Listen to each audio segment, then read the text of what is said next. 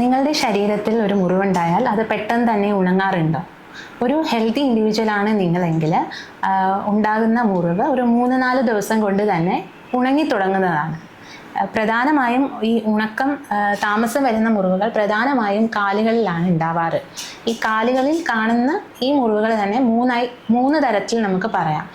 പ്രമേഹവുമായി അനുബന്ധിച്ച് വരുന്ന diabetic ulcer, arterial ulcer, venous ulcer.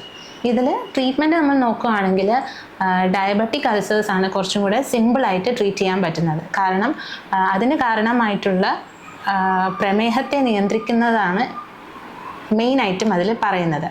അപ്പോൾ പ്രമേഹത്തെ നിയന്ത്രിക്കുന്നത് വഴി തന്നെ ആ ഡയബറ്റിക് അൾസേഴ്സിനെ നമുക്ക് ഹീൽ ചെയ്ത് കൊണ്ടുവരാൻ സാധിക്കുന്നതാണ്.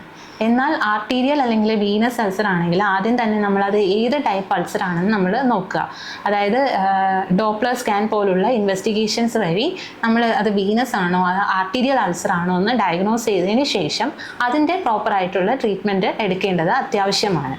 ഏത് തരത്തിലുള്ള മുറിവുകളാണെങ്കിലും ആയുർവേദത്തിൽ പറയുന്ന ക്ഷാളനം, ലേപനം പോലുള്ള ക്രിയാക്രമങ്ങളിലൂടെയും രോഗത്തിന് അനുസൃതമായിട്ടുള്ള ഇൻറ്റേർണൽ മെഡിക്കേഷൻസ് നൽകുന്നതിലൂടെയും പൂർണ്ണമായും ഈ മുറിവുകളെ ഉണക്കിയെടുക്കാൻ സാധിക്കുന്നതാണ്.